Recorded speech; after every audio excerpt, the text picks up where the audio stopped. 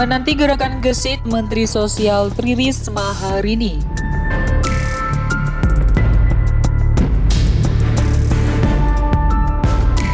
Tri Risma hari ini mungkin dituding EPO, mencari perhatian orang, atau dalam bahasa lebih halusnya melakukan pencitraan.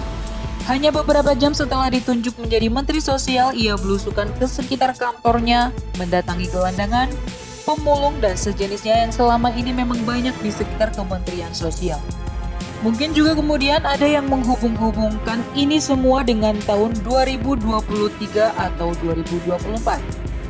Tahun-tahun panas pemilihan presiden baru Indonesia, dan mereka yang sudah menggadang-gadang calon presiden Indonesia baru merasa segala gerakan Risma perlu diwaspadai karena dimaknai ancaman.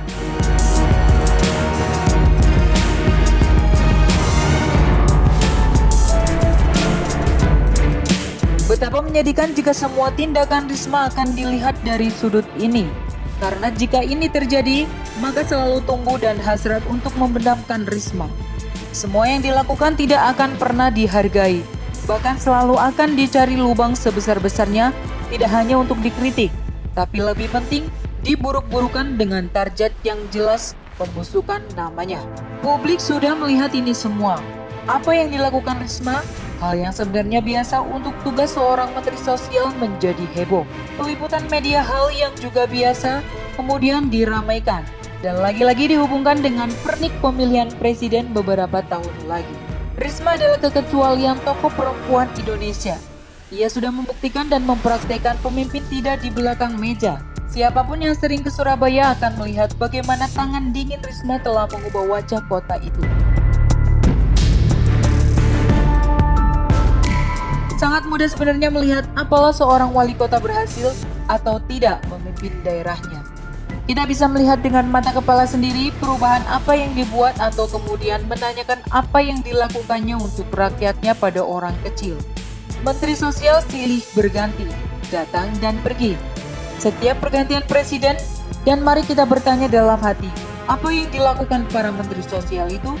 Padahal, jelas demikian banyak masalah sosial terjadi di negeri ini. Mungkin yang teringat pada kita, dan untuk masa mendatang, hanya seorang Menteri Sosial yang mengkorup dana bantuan sosial. Jejaknya adalah menyunat dana APBN yang mestinya untuk membantu rakyat kecil yang terhempas badai COVID-19 untuk dibenamkan ke kantung pribadi. Demikianlah menteri itu akan dikenal.